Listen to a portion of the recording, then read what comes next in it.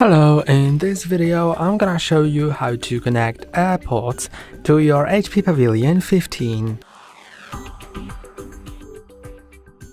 It's pretty simple. The first thing you should do is go to this control center right here, which has your Wi-Fi, your speaker and the battery. So let's click on that.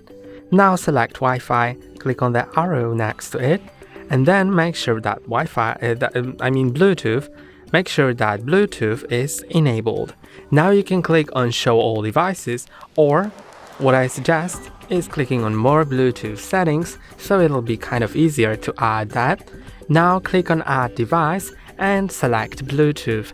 Now make sure that your AirPods are in pairing mode. You can also connect any other Bluetooth device this way, but in this video I'm gonna show you how to put the AirPods into the pairing mode. So open the lid, then press and hold on the back button until you hear a sound and the white light starts breathing. Now you'll see your AirPods in here. In a moment they should get a name, but they've just appeared, so I know that these are okay. They are here. I can click on them. Then you can see that I'm connected to them. That's all for today. Don't forget to like and subscribe. See you next time.